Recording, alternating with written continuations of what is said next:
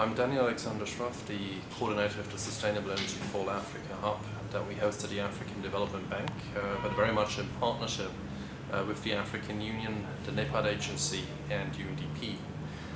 The African Development Bank is heavily engaged on sustainable energy for all.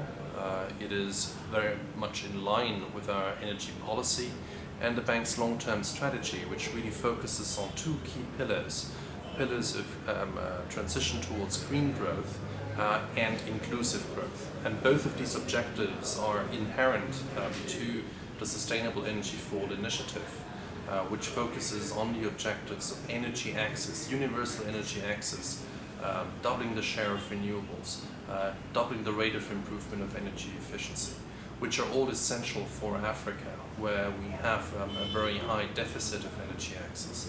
We all know that energy access is critical development enabler. It plays an important role in terms of development as a whole, but also for key sectors from health to education to water, to just name a few. Now, the African Development Bank is hosting the hub, and we have in that capacity now supported and are supporting a number of African countries in developing a Sustainable Energy for All action agenda and investment prospectus. Now, what is this action agenda? The action agenda is an umbrella document for the energy sector at country level, looking at these three objectives in a holistic and integrated way, kind of allowing to set the targets at the national level and identifying the actions that have to be undertaken in order to achieve these objectives. And of course, the objective is to mobilize the required investments, the required support in order to achieve these ambitious objectives. It is entirely clear that government or public sector money, whether from governments or from development partners, will not be sufficient to achieve these objectives. It is therefore essential that we all do what we can to mobilize the private sector within the country, but also from outside.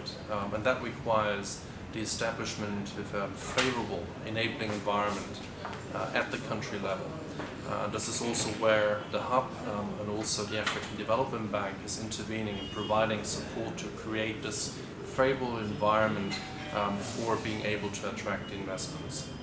Now, we all know that Central Africa has particular challenges, and if one looks at the World Energy Outlook of the International Energy Agency published last year, it clearly highlights that as far as energy access numbers are concerned, Central Africa has a tremendous kind of challenge that it faces. Will it be possible to achieve these objectives by 2030, universal energy access in Central Africa? I think the answer has to be no if we remain on the current trajectory. Only a significant game change will allow us to address this objective and achieve it by 2030. And that requires the support from all those engaged in the energy sector to do more than they have done thus far, to cooperate better, to mobilize the support particularly from the private sector, as I said earlier. We are privileged in our capacity as hosts of the Sustainable Energy for All Africa hub, in partnership with UNDP, the African Union, NEPAD, but also all the other partners that support this initiative, that we can provide assistance to the countries.